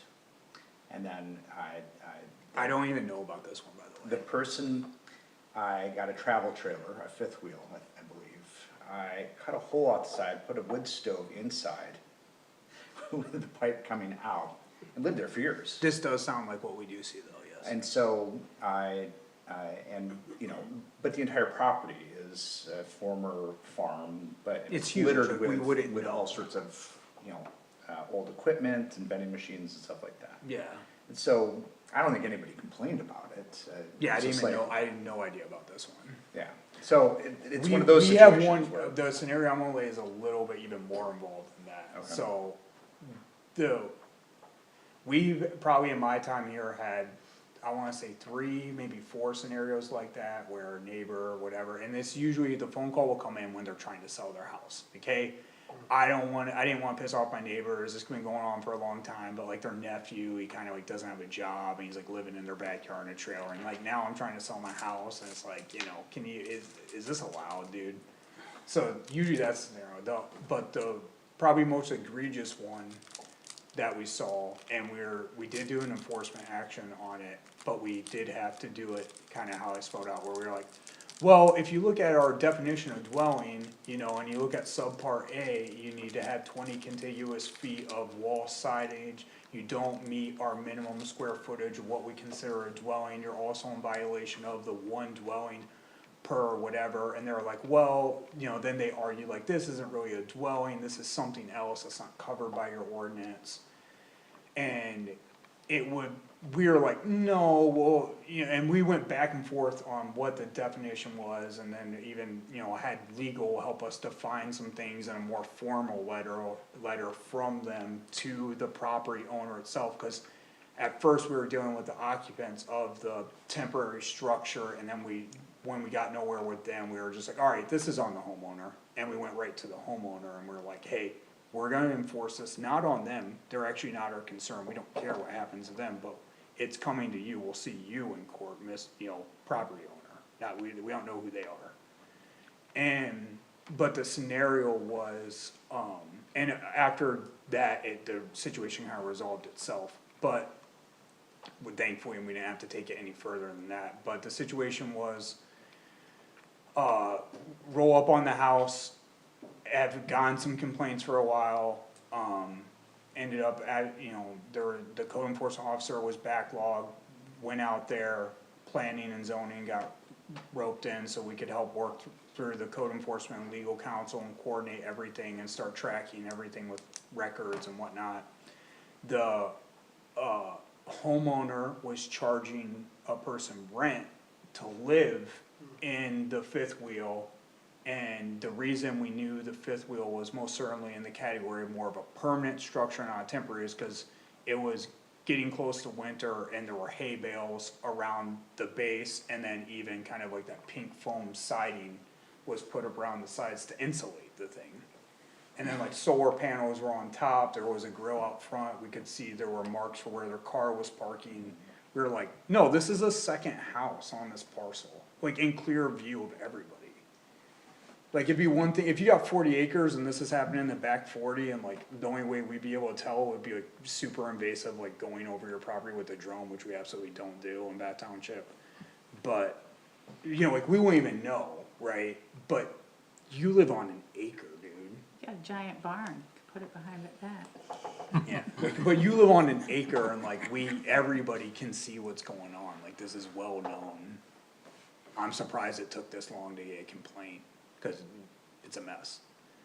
So in that scenario, I guess it would be helpful, again, to staff, to just say like, instead of us having to be like, well, if you look at the definition of dwelling, blah, blah, blah, blah, blah, it'd just be helpful to be like, and we'll workshop the wording on this, but like, no, you cannot retrofit a fifth wheel to like become a second house on your property and then rent it out to people, like, we just need to say that somewhere, I feel like. Now what about she mentioned barns. I'm saying the one that's on Park Lake Road, which is just a storage, it's not a shed, it's a huge building. But what if somebody went in there and put, they may have running water in there, but actually built a small, one-bedroom Oh, we deal with place that, I would, inside of a structure like we that. deal with that too, I would say that's a separate issue than I guess what I'm bringing up How can you tonight. find out about it? I mean, that at least is still, subject to the building code. That's usually, Right. the enforcement of those typically don't happen through zoning. The enforcement of that typically does happen through building, because usually when, and in my, at least my experience here, and there's one that we're dealing with currently, it's the solar array people. There's just a bunch of work done inside this pole barn that's just not permitted or up to any code. So then the building official is able to enforce, cause usually if you're doing something like that, you're on the sly. If you're doing something like that and trying to pull all the permits, we wouldn't grant all the plumbing and whatever, because we know this isn't a principal structure. It is hard, that is what more challenging and nuanced one though, because like, when does a really cool workshop become a principal structure? You know what I mean? And It's a we fine talked line. about that with the storage sheds that East Lansing was looking at, making sure that bathrooms and so forth were controlled, so that we wouldn't have somebody living inside that storage. Yeah. Yeah, that's what's hard, because there's lots of people in Bath Township that have a cool workshop that has a bathroom in it and a deep sink. Usually, I think for Bert Gale, the previous building official, and now Nick Keck, the current, building official, as they go through their transition, have usually taken the stance that if a full-service kitchen is established, that is kind of the tipping point of when we're starting to get into principles. If a full-service kitchen is requested and being installed, we are in principal dwelling territory. So even if it's like a USD inspected kitchen used for agricultural purposes? Well, if it gets an ag exempt from the building department, or building department's hands off. So maybe it needs to be something like, can only be occupied X amount of days out of 365 or something like that. To make it be temporary and not permanent. Yeah, what, me Or and the. move 5 feet and reset. Right, What- yeah. That, I like that, or the chair, that's maybe a simpler version of what we were talking about earlier, which was like, temporary means 30 consecutive days, and out of like out of those temporary events, we are gonna put maybe like a limit, like there can only be 4 temporary events per year or something. That way they can't be like, okay, well, moved it for the neighbors for a day, now I'm back. Right, and I mean, I can imagine how a lot of people probably have parents who have moved south and they're gonna bring their RV up north to visit and they probably would stay Just in the for an driveway. extended period of time in the driveway, but they're not living there. Yeah, So, you know, they're gonna be there for the holidays and maybe a month in the summer, and if you had X amount of days out of a year or something like that. well, and that's And why I maybe think, not, you know, like a limit on how many consecutive and then how many total there could be in the year would help yeah, with those definitions. like how many temporary events can happen per year. Yeah, But I think, to your point, that's why I think the exemption's important, because right now technically by our ordinance, it's enforceable. I don't have no willingness, and I don't think it makes sense to use township resources to enforce it, but I'm not always gonna be the person either, right? Like, you could get a zoning administrator or a code enforcement official that's more like gung ho and just wants to like bring the hammer down. And so I think that exemption's important to build out if that's something people want, and then for scenario 2, what I'm hearing is like, no one's in favor of scenario 2. So like, addressing the scenario 2 might be important too. The challenge is adding an exemption creates a cat and mouse game, right? People are gonna try to game the system. Then it becomes a giant pain in the butt for the township, for the staff to do enforcement. Yeah, I guess people are already trying to game the system though. Like, if you want that exemption to be in place, There's nothing to game, cause it's excluded. yeah, but then they try to say like, well, we're just, yeah, you're right, it's excluded. I mean, yeah, that's true. And we can't do that, I wouldn't be willing to do the enforcement on a temporary basis anyways, because again, by the time I even work up the enforcement, they're gonna be gone. But I don't know, I guess I just think it's important to call the call for the exemption, as long, I guess the devil's in the details, like if the language is written appropriately and clearly defines what is exempt, then I don't think it's an issue.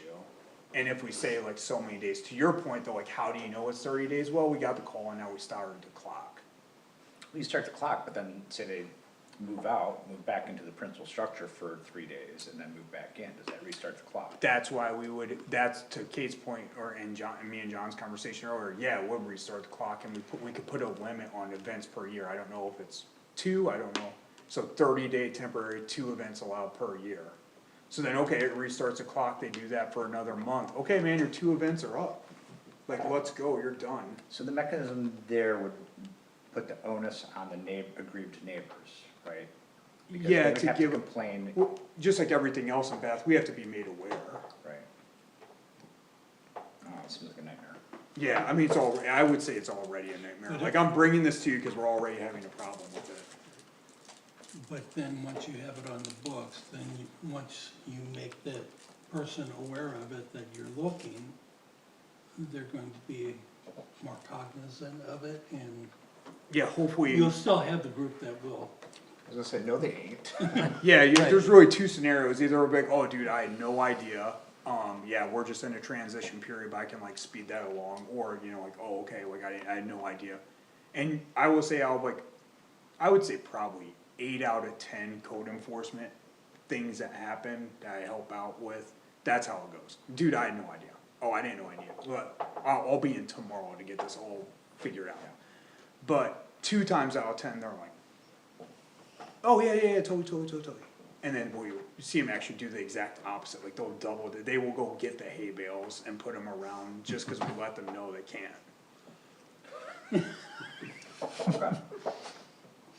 But it's helpful for us, it's helpful for staff, I guess, to have clarifying language. Alright, so we'll work towards that, if that's acceptable? Okay. That gives you some guidelines, doesn't it, Miles? Yeah. Yeah, cause you and I had this discussion And we'll and I see. wasn't sure where we wanted to go with this. Yeah, and we'll see where we, now we'll take the time to look at other municipalities, try to get the details right, and we'll bring it back to you guys, and obviously if we miss the mark, you know, that's where you guys come in to help us. Are we worried about setbacks or anything like that, or? I guess That might,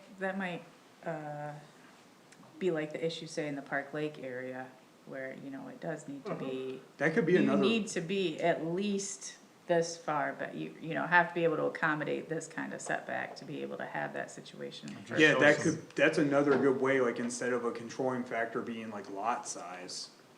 Because that could be like, okay, why does a person with 10 acres get to do this, but I couldn't afford 10, I only have 5, so I don't get to do it, that's not fair. But if you do setbacks, then it's like, kinda like, hey, well, it's a setback for everybody, man. Yeah. Just dignity and respect for your neighbor.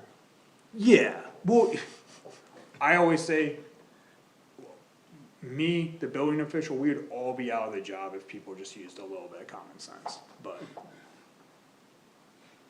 Well, some building officials don't have common sense either, though. That's true, no hate there, that's Yeah. true.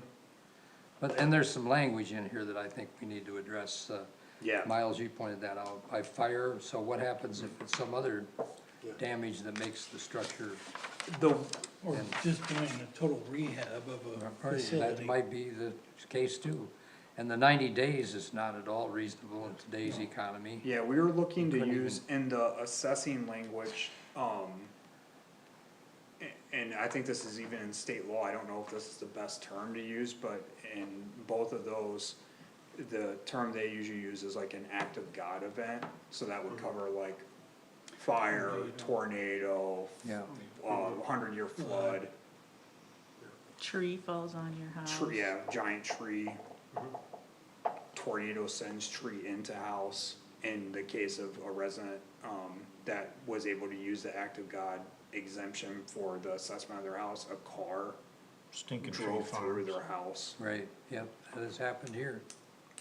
I mean, do we, what would it mean if we didn't limit it? Say someone is doing a bunch of drywall work, and it's just gonna be, they've got asthma, and, I can I see mean, do we that, care, yeah. like, Yeah, I can if see it's that. like an act of God or an act of home improvement? If they were doing drywall work under the temporary, like, let's say we say something like 30 days, and, cause this is another one that's is classic, actually. There's two, on the two spectrums of scenario A and scenario B, That would be they almost scenario. perfectly fall, and you're in scenario A territory, where like, my neighbor he's living in a trailer, I don't know what the hell is going on, you guys need to enforce, this is BS. We go out, hey man, like, you living in a trailer? No, dude, I'm doing some drywall work, it'll be done in 2 days, it's super dusty in my house. Have a good day, man, see ya, right? That's happened to us. But we also have the other scenario where, and this has also happened in my time here, somebody comes in, whole gut and remodel the entire house, right? Yep. We're down to the studs, they're doing all kinds of work, not a single permit's been pulled, right? And we got a family of 5 living in the trailer next to the house. And we're like, dude, when is this gonna be done? Like, how long you guys gonna be living like this? Cause we're getting calls, and they're like, it's gonna take us at least a couple months. And we're like, alright, dude, a couple months, like, you guys gotta figure something out, and like, you know, your neighbor is 10 feet that way. Yeah. You guys can't be running this, and then a couple months, in the case I'm talking about, which shall remain nameless, and we did have to do an enforcement action on dwelling inside a trailer. A couple months obviously turned into a couple of years, like, this project was going nowhere. Yeah, there's one on Park Lake Road at Okemos.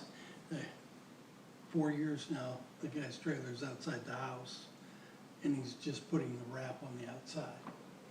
That he's been It's working not in our inside. municipality, No, thank God. I just keep seeing it, I'm going, wow. I think I know the house, they've got that cool arch, Yeah, yeah, it's a cool house. Yeah, it's taken forever. forever.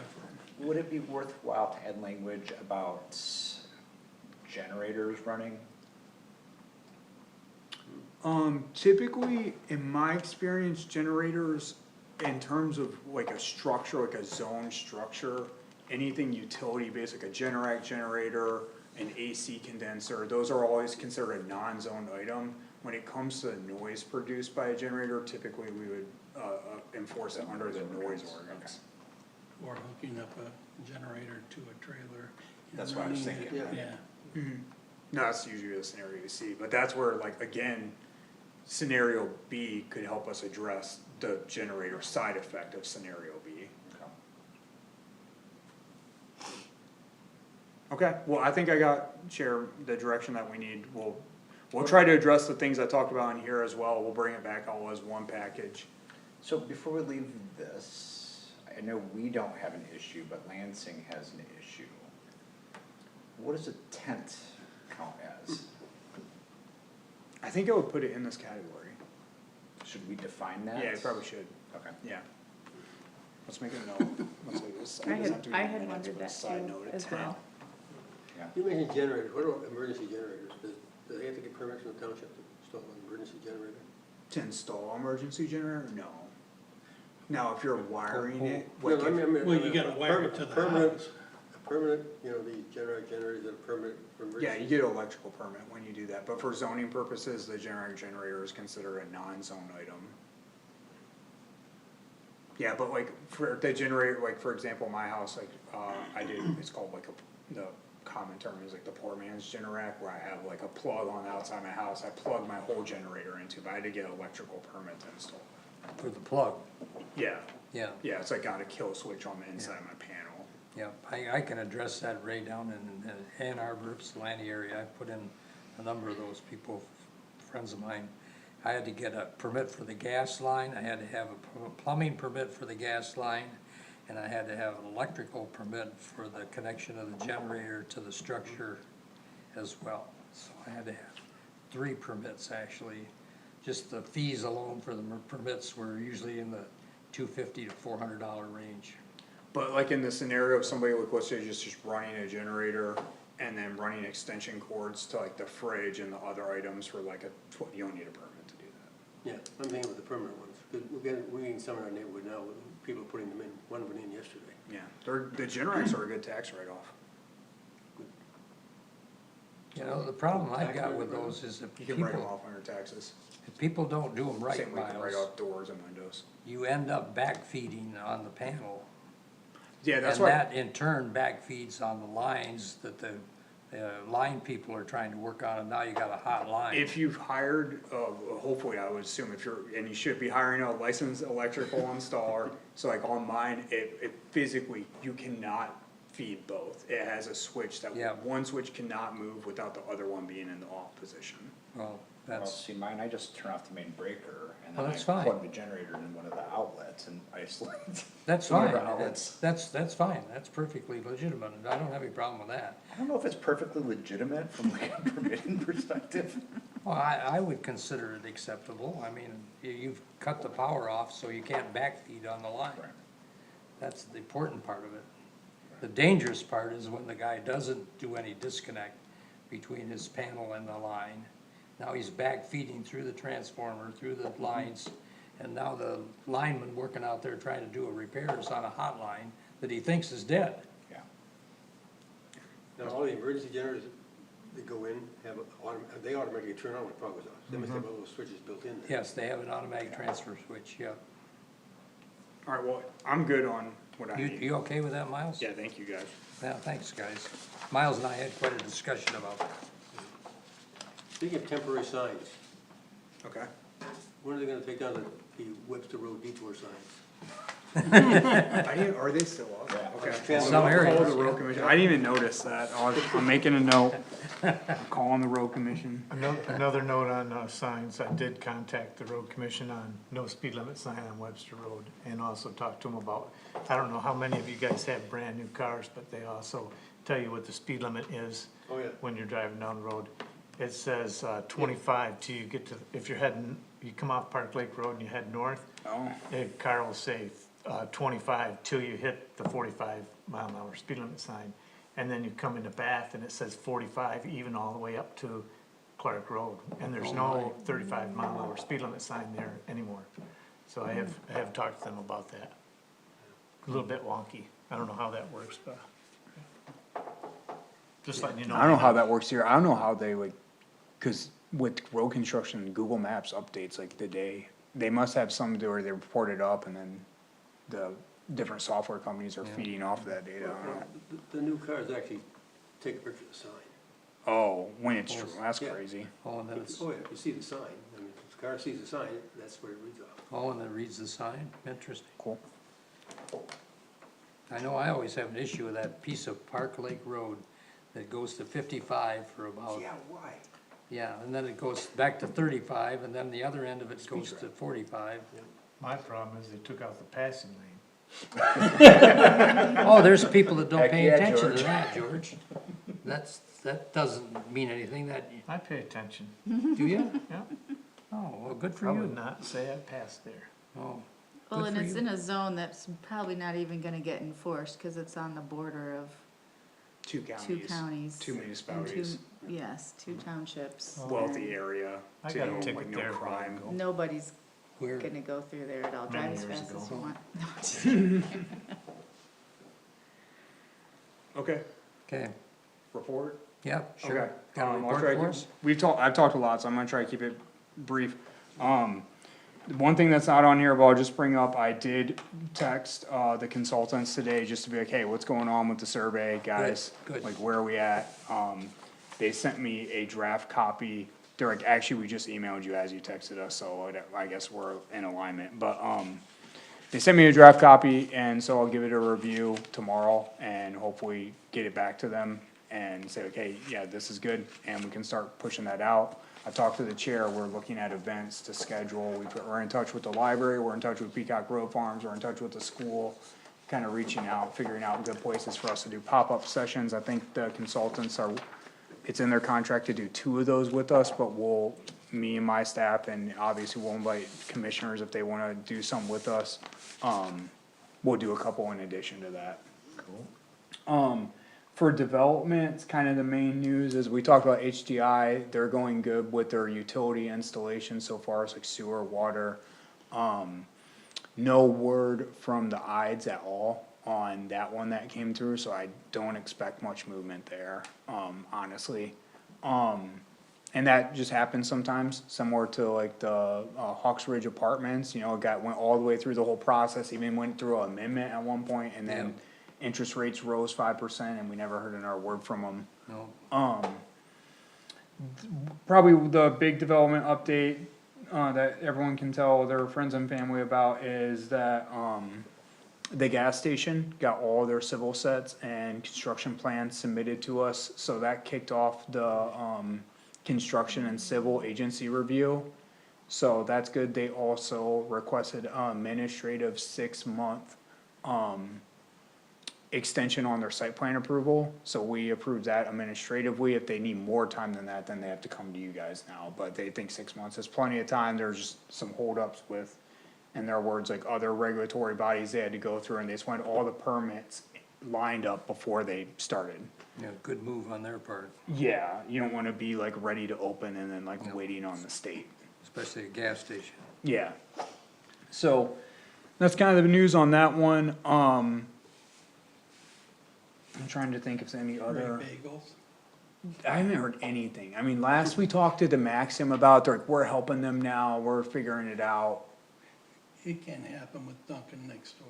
Yeah, I don't know, that I mean, because the I lady did seems, Food service leases. every time I talk to a lady, she's like, no, it's happening, and I'm just Just like, keep- okay. I stopped asking her when. Dunkin' Donuts has in their contract a non-compete, and Harry's Bagel would be a compete, Oh, really? yes. That it's just, I know that because I've done too many of those leases. They're very, very touchy about anybody that would compete against them. Did they not see the subway as a compete?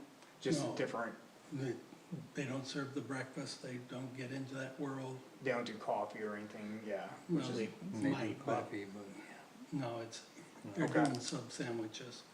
That they would say yes to, but a direct compete, yeah, Harry's Bagel would be a direct.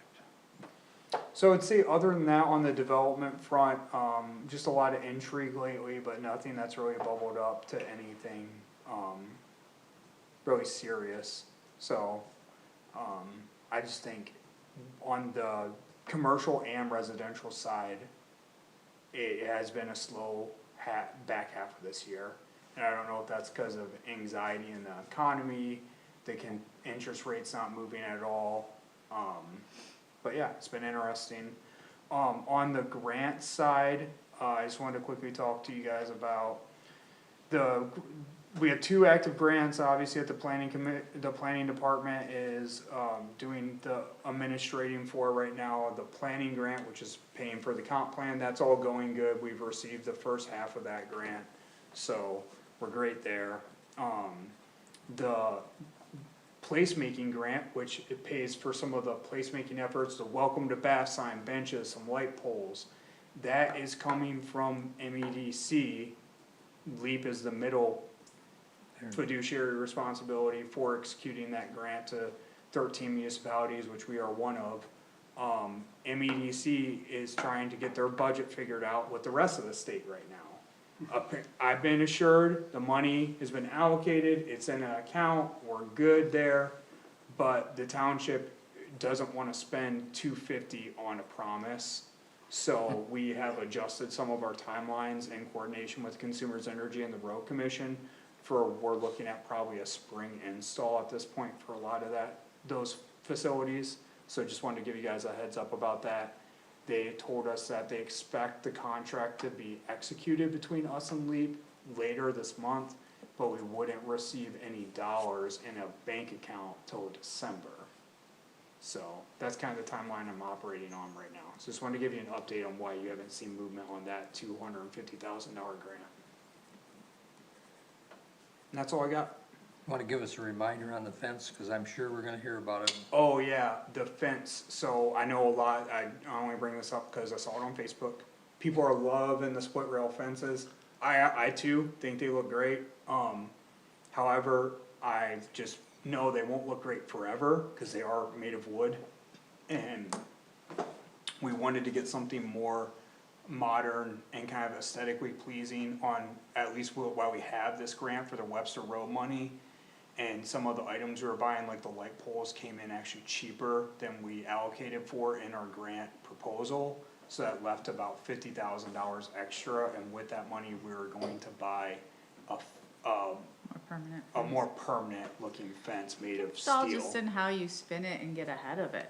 If you spin it as, we have this great opportunity, that's gonna allow us to put in something long-term, as well as reuse that fence Yeah, we in will another take ownership area of the fence too, I think of that's our important. township. I don't know if you've thought about where to put it, I don't know if it's long enough to go, maybe in front of the cemetery, it might look nice there. Yeah, we were thinking Or about that. Parks, We were thinking about if they ever do something with the Upton Park, or maybe put it in by the Bath soccer fields, there was a couple places where Yeah. DPW were thinking about it could be used. yeah, Just The need to- Upton Road Park, they were thinking at some point, it's been proposed, I don't know if it's officially, I don't see this happening in the near term. But they talked about, there was some conversations if the soccer field became a non-thing, where could the township establish soccer fields, and that was a place where soccer fields may be able, cause it's a big He's saying parcel. that. yeah, but I think just like get ahead of it PR wise, they'll head a lot of that off, The new one will be Agreed. safer too, probably, long-term safer. yeah. Yeah, like this, it's this parcel right here, like, It's I a don't know if safe- people know, but we own this parcel. Yeah, People would be pissed if you put that fence up there. Put it right here and then we'll have some soccer fields. But we're not, not again, gonna but do we're that. not doing that anymore, Just because not. I think the soccer field situation has cured itself. I think so, yeah. You ever have enough soccer fields or No. pickleball courts? Nope. I mean, We had a class all day today, and Jeannie, who is one of the permit people with AGS, she works in Ionia County, and they were saying one of their municipalities just installed a pickleball court, a dog park, and an activity zone where you could get a beer and then walk the sidewalks within that zone. And I said, you're describing like a millennial paradise. I'm like, where is this place? There's a spot right across the road, yeah. just I costs think, money. Granger just put in 7 more pickleball courts, I Wow. think, over there, Yeah. something like that. According to the supervisor at DeWitt Township, we need to stay as far away from pickleball courts as possible. He says they are a nightmare. He's like, Liability or? Is he it just gets like so many, fights? I scheduled the time to play pickleball, I can't believe this is happening, you know? Oh, I thought it Oh, would my. be injuries. So anyways, alright, thank you guys. No, thank you. Kate, you got anything you All wanna report right, to I'm us? up. So we met, the board of trustees met on Friday. which is a little unusual, but our Monday meeting was canceled due to lack of quorum due to illness. So we rescheduled for Friday, mainly because we had some business to take care of. First and foremost, we were hiring the new fire chief, and we wanted to get him started in his job right away, as well as some contract stuff with the police union that's working on being settled, and it was sort of, I think, time sensitive with MERS and retirement and dates and whatnot. So we met on Friday, and in addition to hiring the fire chief, the items that I thought were pertinent to the zoning commission were that if you remember from a few meetings ago here, the rezoning request for that very oddly shaped set of properties over on Chandler Road. They had asked to rezone that, and the board voted to approve that, as well as the ACD Metro Act extension, which allows ACD to use our township right-of-ways for their utilities, and I think they pay a fee to do that. And then we spent the bulk of our time going through the budget proposal for this year. The superintendent proposes a budget, and then the finance committee goes through and makes changes, and then the board of trustees will go through it. But just a few things on that I wanted to point out to the planning commission. Oh, I had circled them.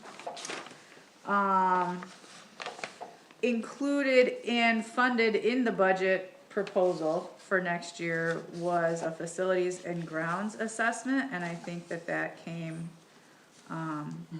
in part as a result of the senior center parking study that we spent a lot of time talking about in the planning commission, and then sent that back to the board of trustees. I think that sort of was that first step of recognizing we really need to do more of this throughout our entire campus. As well as to go with it, what they're calling a class and compensation survey, sort of looking at, do we have enough employees, what are they doing? And I think that sort of goes hand in hand with the facility that they're working in to try and right-size things all around, whatever way that might be. So I thought that was cool. And then also things that were not funded, because there's never enough money to do all the things that we need to do, let alone what we probably want to do. But I did want to mention that currently in the not funded, the $1.4 million of not funded things were some $250,000 for road improvements and an assistant planner, and those were the ones that were most relevant to the planning commission. But I guess I would just encourage you to keep an eye on that process, and if you feel strongly about these things, then a public comment would certainly be welcome from the planning commission. Question for the roads, the $250 for roads, were there specific projects that were not funded? Was it just a total budget reduction? That is a question that I do not know enough to answer. I know I heard the comment, well, this is going to be, quote, an off year for roads. I'm not totally sure what that means. Maybe maintenance, the chip sealing and stuff that the county does in our area that we pay for part of. But I don't know, George, if maybe you know more than I do about it, but.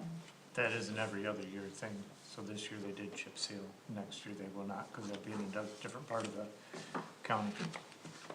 And I think it's just, I can't speak to it, but I would assume it's just part of the total budget thing. They're still budgeting money, but just not as much, they're taking that much off. It just seems interesting that for us, roads is non-discretionary. But it becomes discretionary when it gets to the board level. And so, you know, we're gonna think about this from a planning perspective. There's a little bit of disjointedness here.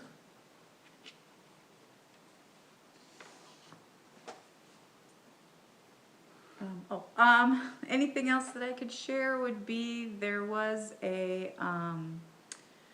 assessment of the fire department completed, and I found it very interesting and eye-opening to read through, that you'll probably will see, a lot of that money is going to be directed toward the fire department in the near future, because it really,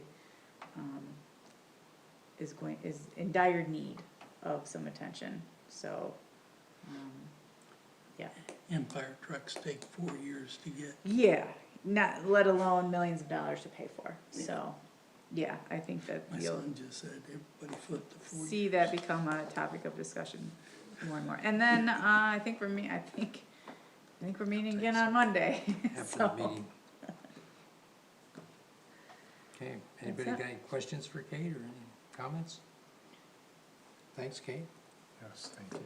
Okay, guess, a motion to adjourn, if So anybody moved. wants to. Okay, is there a second?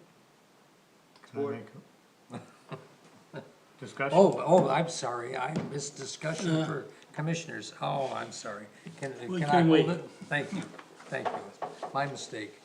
Jumped the gun. I just wanna thank those that serve the community and, those that do the extra reading and legwork for our meetings. And I really appreciate the insight and the eye-opening that I get to see every time I sit in this chair from you guys. Thank you. Thank you for the work done by you guys, by the planning department also. Yep, they do a lot of behind-the-scenes work that we don't see unless we actually participate in some of it. Appreciate guys that go out and look at the projects and to see, drive around in the community and see what's going on. I think it's been a real positive. Mark, you got anything? No. Jason? I tracked down the bylaws of the planning commission. So did you? They were last updated in 2016, I wouldn't doubt that. so there's some things in there we might wanna adjust, like the start time of the meetings is not 7 PM. Hasn't been for a number of years, has it? Other than that, we're fairly in alignment with what the bylaws say, they're fairly vague, so. Yeah, they were quite big, yeah. Yeah. Ray, do you have anything? Nope. All right, I guess now we'll entertain that motion, and I assume the same people. Those in favor say aye. Aye. Anyone opposed? Aye. Thank you, gentlemen. Oh, you're opposed? Yeah, You You're wanna stay outnumbered. I longer? do. What would I you just like like to the talk about? conversation so much. What would you like to talk about? My feelings. Oh. Lots of luck. Do you want us to officially put opposed? No. Okay. I used to work for FMC Corporation, Yeah. John Bean Division. And the fellow that ran the fire truck line got real sick.